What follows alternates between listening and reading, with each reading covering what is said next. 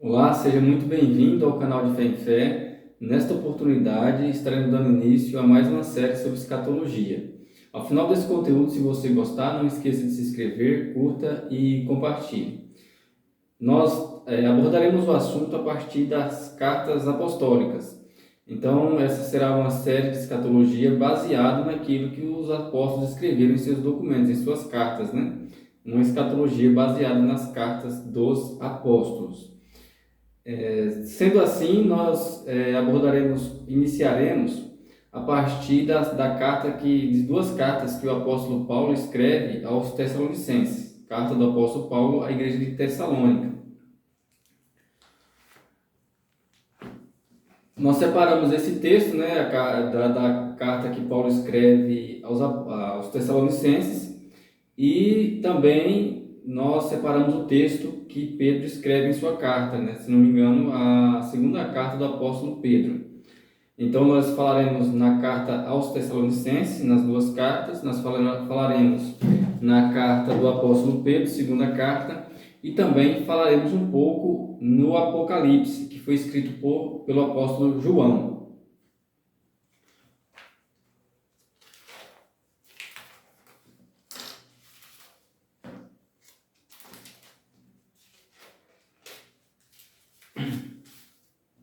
Como essa série é uma continuação de duas séries anteriores, vou deixar aqui a descrição se você quiser, se tiver interesse de olhar as outras séries, né? Para você se situar mais no assunto, você pode estar pegando o link aqui na descrição. Como é uma continuação, nós vamos relembrar um pouco de algumas verdades que nós afirmamos nas séries anteriores. Nós vamos relembrar aqui nesse vídeo introdutório essas verdades, porque a escatologia escrita nos evangelhos, ela não difere da escatologia escrita nas cartas, né? Então, o que os apóstolos escrevem nas cartas é uma reafirmação daquilo que já está escrito nos evangelhos, né? Apenas é acrescentado ali alguns detalhes. Então, nós vamos afirmar aqui algumas verdades, relembrar que foram ditas nas últimas séries, né? Nós vamos tratar, claro, da volta de Cristo e do fim do mundo, né? Em torno disso que gira a escatologia cristã. E baseado nisso, nós temos que lembrar o quê? O que vai acontecer, vamos enfatizar aqui, o que vai acontecer antes de Cristo voltar. Antes de Cristo voltar, o que vai acontecer, né? Antes de Cristo voltar. E o que vai acontecer no momento que Cristo voltar, no dia do Senhor, quando Cristo estiver próximo e quando ele chegar. O que vai acontecer, né? Então, primeiro nós vamos reafirmar o que vai acontecer quando Cristo voltar, quando chegar o dia de Cristo, e nós vamos reafirmar o que vai anteceder a volta de Cristo. Primeiro nós vamos afirmar no capítulo 5, na primeira carta que Paulo escreve à igreja de Tessalônica. Vamos ler o texto, né, e fazer essas afirmações. Nós vamos afirmar o quê? Primeiro, junto com a volta de Cristo vai ocorrer o quê? O fim do mundo. Né? Essa terra vai ser destruída, esse sistema que nós conhecemos hoje vai desaparecer, né? Por assim dizer, o mundo vai ser destruído, vai ter um fim, né? Vai ser o fim deste mundo para o início do outro mundo, né? O que as escrituras chamam de mundo vindouro, outro mundo, outra era, né? Então, junto com a volta de Cristo vai ocorrer o fim do mundo. Também, com a volta de Cristo, né? Paralelo a isso, vai acontecer o arrebatamento, né? O que é o arrebatamento? O arrebatamento, né, é também a ressurreição, o dia da ressurreição dos justos, né? Então vai acontecer ou o fim do mundo, ou arrebatamento, a ressurreição dos justos, né? Os ímpios não ressuscitam, só os justos na volta de Cristo, e é aí que vai ocorrer a união de Cristo com a igreja, né? E a surpresa vai ser para quem? Somente para os ímpios.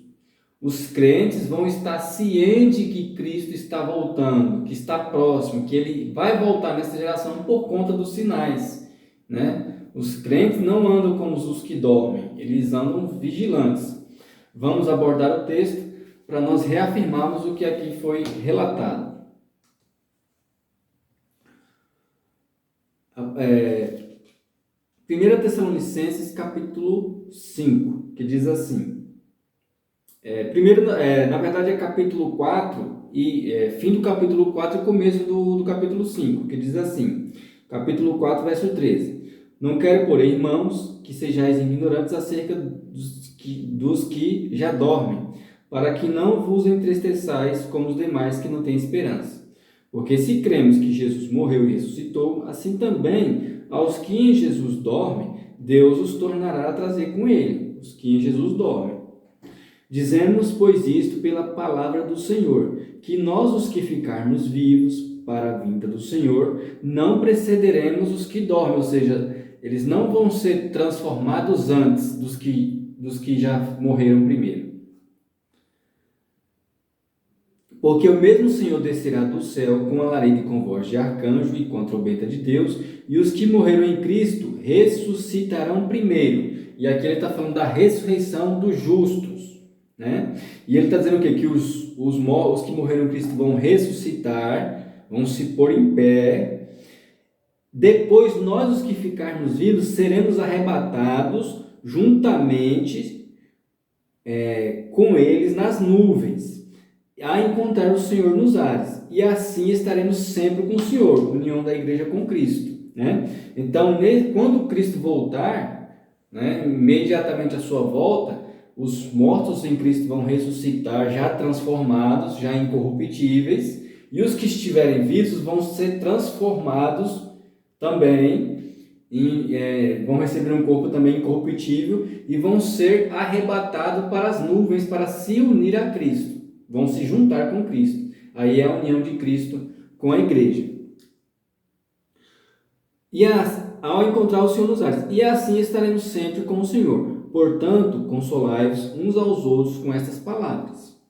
Uma coisa que nós vamos enfatizar aqui, que vai ser muito pertinente para o próximo texto, é essa questão que esse dia aqui vai ser o dia da união da igreja com Cristo. Um dia que a igreja vai se reunir com Cristo. Arrebatamento, ressurreição dos justos, e o fim do mundo, a união de Cristo com a igreja. Mas acerca dos tempos e das estações não necessitais de que vos escreva, porque vós mesmos sabeis bem que o dia do Senhor virá como um ladrão à noite. Verso 1, ele não deu data, vai ser como um ladrão. Vai vir à noite, né? Ele não deu data, né? Pois quando disserem a paz e segurança, então sobrevirá repentina destruição, como as dores de parto, aquela que está grávida, e de modo nenhum escaparão. Mas vós, irmãos, já não estáis em trevas. Veja que ele enfatiza que os crentes não estão em trevas, para que aquele dia vos surpreenda como um ladrão, ou seja, os crentes não vão ser surpreendidos com a volta de Cristo, porque eles não estão dormindo. Porque todos vós sois da luz e filhos do dia. Nós não somos da noite nem das trevas. Não durmamos, pois, como os demais, mas vigiamos e sejamos sóbrios. Então a surpresa do dia do Senhor, da volta de Cristo, vai ser para os que dormem, né?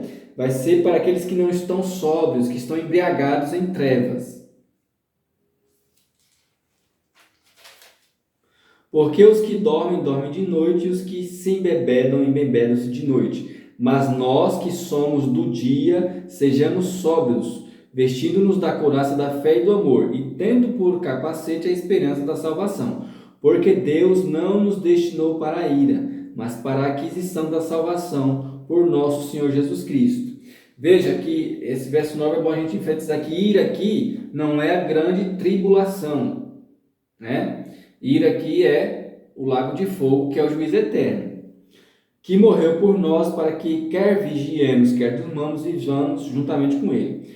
Por isso, exortai-vos uns aos outros e edificai-vos uns aos outros como também o fazeis. Então aqui nesse texto, né, Paulo vem reafirmando coisas que já estavam escritas nos evangelhos, né?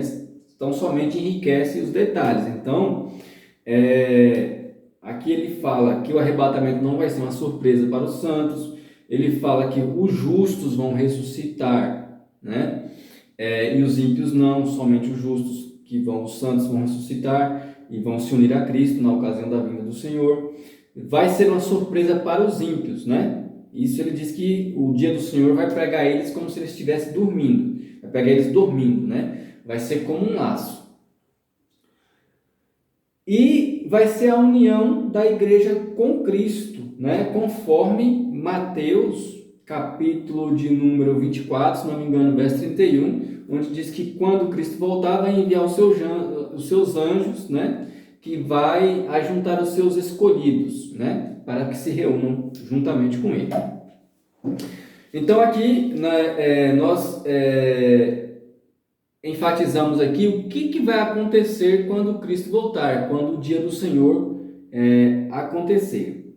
Vamos agora para 2 Tessalonicenses, né, capítulo 2, onde nós vamos aqui fazer menção de dois acontecimentos que vão anteceder imediatamente a volta de Cristo, né? Então, nós falamos o que vai acontecer quando Cristo voltar, e aqui nós vamos registrar o que vai acontecer antes que Cristo volte. O que precisa acontecer para Cristo voltar? Qual é o sinal que vai anteceder imediatamente o dia do Senhor, né? A volta de Cristo?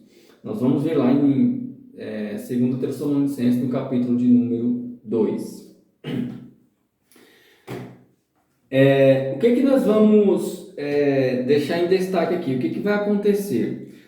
Vai acontecer a apostasia, né? E aí nós vamos destacar aqui duas palavras, né? Para você memorizar essas duas palavras, que é a palavra apostasia e a palavra revelação, né? Por quê? Esse texto aqui é um texto muito polêmico devido a várias interpretações muito complicadas que se fazem dele.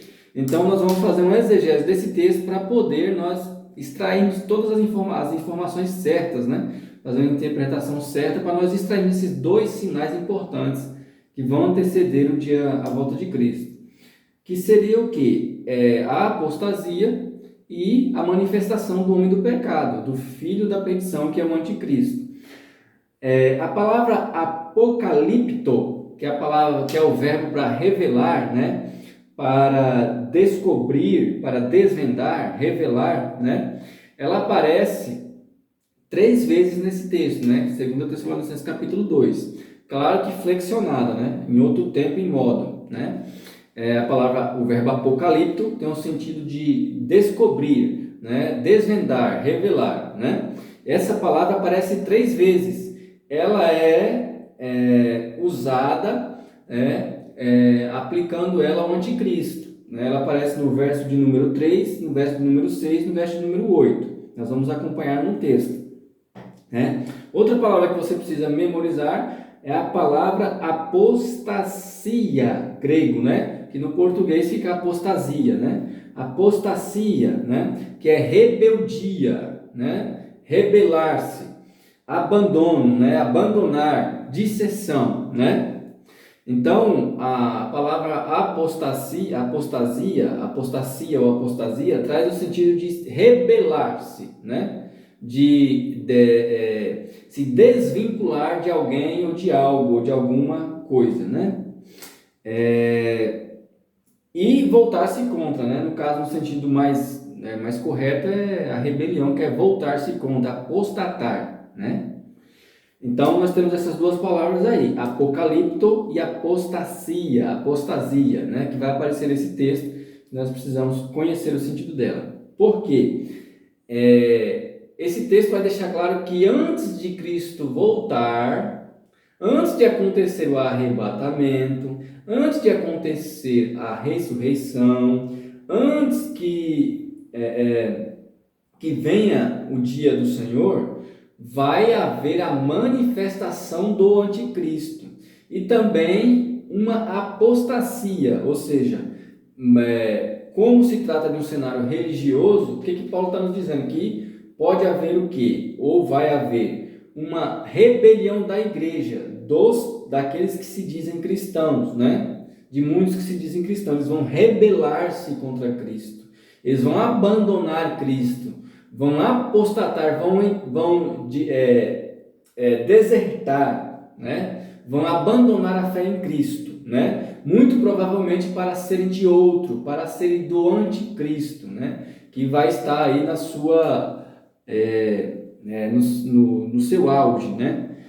Porque vai haver a sua manifestação. Paulo vai dizer no texto que o império dele, o império de injustiça dele já está em andamento, porém vai estar no auge com a sua manifestação. Verso 1, capítulo 2, verso 1.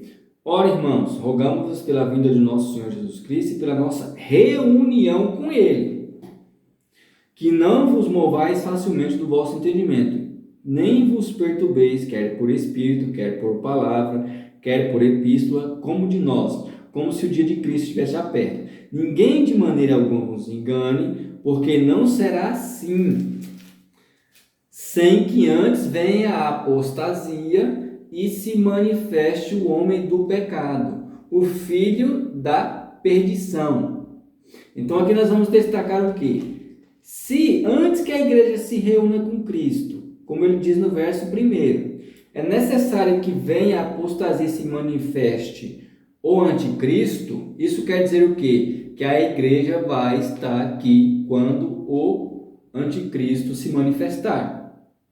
Então, a igreja não vai ser tirada da terra na grande tribulação. Antes, ela vai estar aqui durante toda a grande tribulação. O qual se opõe e se levanta contra tudo que se chama Deus, ou se adora, de sorte que assentará como Deus no templo de Deus, querendo parecer Deus. Não vos lembrais de que estas coisas vos dizia quando ainda estava convosco? Agora sabeis o que o detém. O sujeito aqui, o agente passivo aqui, é Cristo. Né? Quem que está sendo detido aqui? Cristo. Por que Cristo está sendo detido? Por que os céus ainda detêm Cristo? Por que Cristo ainda não veio? Porque ainda é necessário que o anticristo se manifeste primeiro. Primeiro o anticristo vai se manifestar. Né? Então isso que está detendo a volta de Cristo, o que? A manifestação do homem do pecado. Depois que ele se manifestar, vai reinar por um tempo, depois vai ser destruído na vinda do Senhor. Porque já o mistério da injustiça opera, ou seja, já está em andamento. Somente há um que agora o retém, até que do meio seja tirado. Ou seja, somente há um que ainda retém a volta de Cristo, até que do meio seja tirado. Esse do meio seja tirado é o quê? É ele descobrir ele, tirar ele do meio de um lugar onde ele possa ser visto, né?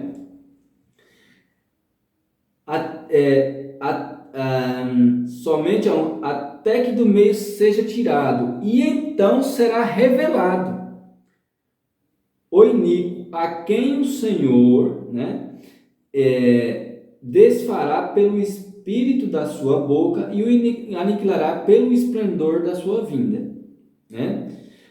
A esse segundo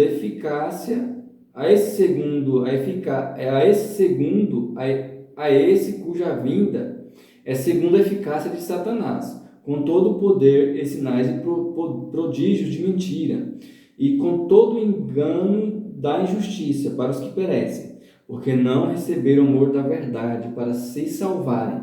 Por isso Deus lhes enviará a operação do erro, para que creiam a mentira, para que sejam julgados todos os que não creram a verdade, antes tenham prazer na iniquidade. Né? Então nós vamos aqui tão somente destacar aqui no verso 3, a palavra manifeste, se manifeste, né? Apocalipto, flexionado. Verso 6, a seu próprio tempo seja manifestado. Apocalipto aparece aqui também, né? Então, indicando aqui que ele tem o tempo certo determinado para ele ser manifestado. Ele vai aparecer no tempo certo. Verso 8 também aparece a palavra apocalipto. E então será revelado, então será apocalipto, né? Revelado o homem do pecado, né? Então aqui, dois sinais, né? Para nós fecharmos, nós deixamos aqui enfatizado dois sinais que são necessários que aconteçam antes que Cristo volte, né? Antes que a igreja seja arrebatada, antes que venha o fim do mundo, antes que haja a ressurreição dos crentes. Primeiro precisa ocorrer o que? A apostasia. A maioria vai abandonar a fé, vai quebrar a aliança e se manifeste o homem do pecado. Muito provavelmente esses que quebrarem a aliança com Cristo, esses que apostatarem de Cristo, vão se apostatar para se unir ao anticristo, ao homem do pecado. Até aqui, muito obrigado se você acompanhou esse vídeo até o final. Espero que você tenha gostado do conteúdo. Se você gostou, não esqueça de se inscrever. Curta, compartilhe e vem para Cristo.